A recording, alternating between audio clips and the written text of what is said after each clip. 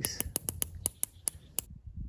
Welcome back to Live What You Love. So we're going to be using a Boresight today that goes in the end of your barrel to help us sight this gun in. This is our 270 Ruger American.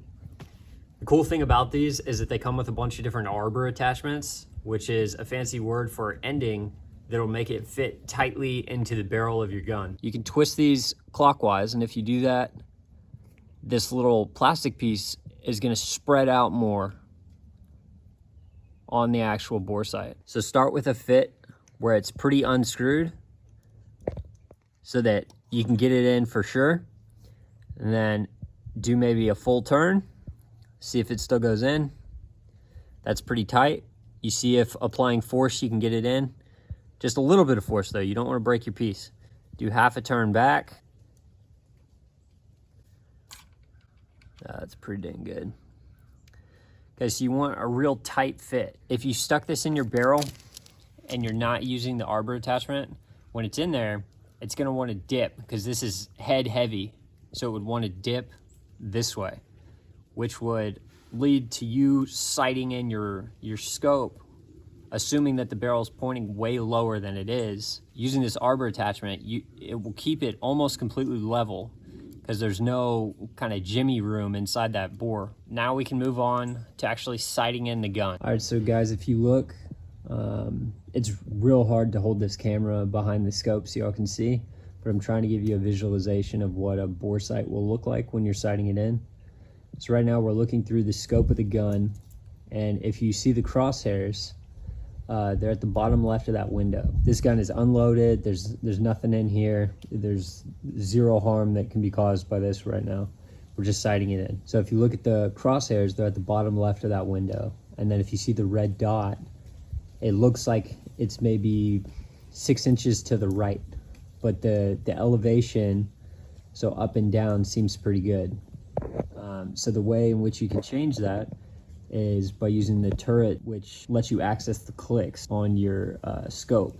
So I'm gonna take the turret caps off, and then we're gonna change a few clicks and get those, because you want the laser and the center of those crosshairs to overlap so that your barrel and your scope are pointed at exactly the same place. We need to change the left right, so we're gonna go a couple clicks, and we're bringing, every time you click, it's a 1/4 inch alteration at 100 yards. So we're just kind of bringing that red dot over a little bit, almost right on top of it. It's pretty good. Then we need a couple clicks in the vertical direction.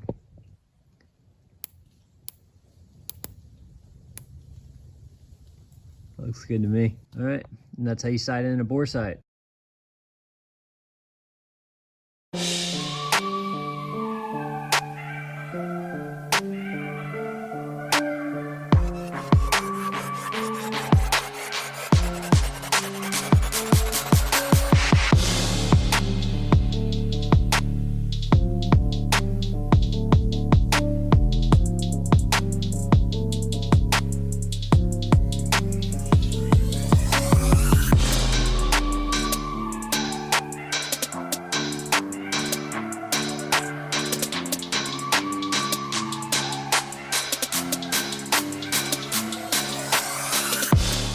Whenever you're sighting in a gun, you want to make sure that the gun is as static as possible.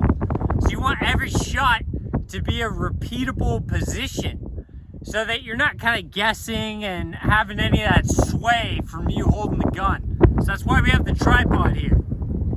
Now, I'm going to be sitting here and shooting the gun, and if you look down range, you can see the target we have set up. I know it's kind of hard to see, but we also have a GoPro set up down there, so we'll have dual imaging here in a second.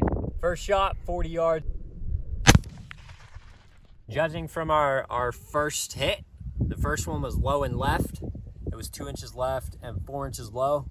So we adjusted the clicks on the turrets, and we're gonna take our second shot and see where we're at. All right, we just took our second shot. We gotta do 6 clicks on the upper and 6 clicks on the left. 6. 1, 2, 3, 4, 5, 6. Boom. Time for the third shot.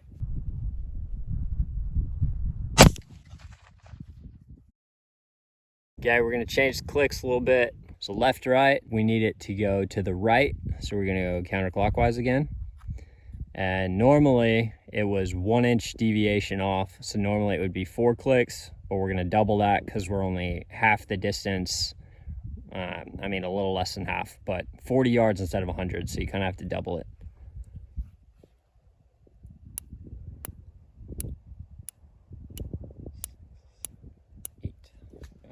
All right, so on this shot, I can't really see exactly where the grid is because we moved it down, so it's kind of in the grass a little bit.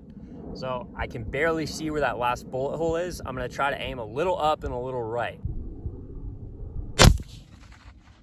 Okay, now we're at 100 yards. We got it pretty well sighted in at 40 yards. It's pretty pinpoint, and we had it shooting a little high, but it was dead center. So we're moving it back to 100. I'm gonna aim dead center again. We'll see where it ends up.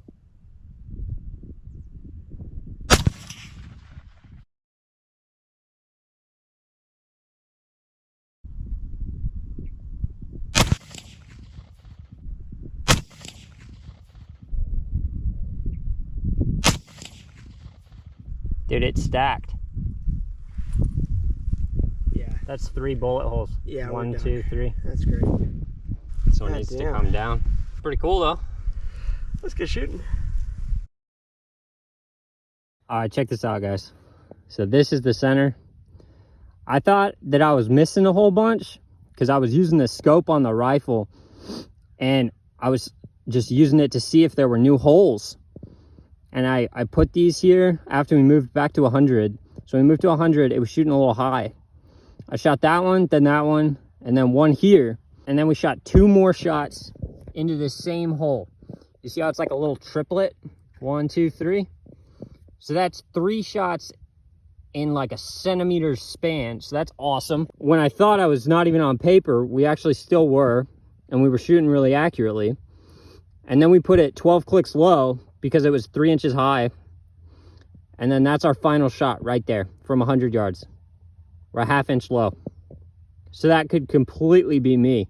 So I think we got it perfectly sighted. All right, so I'm very happy with the results. This was a lot of fun. Special thanks to my buddy Mark behind the camera for helping me film all this. Italian Stallion to the rescue. You know how it is. Super happy that we got it within ½ an inch at 100 yards. Always remember, live what you love.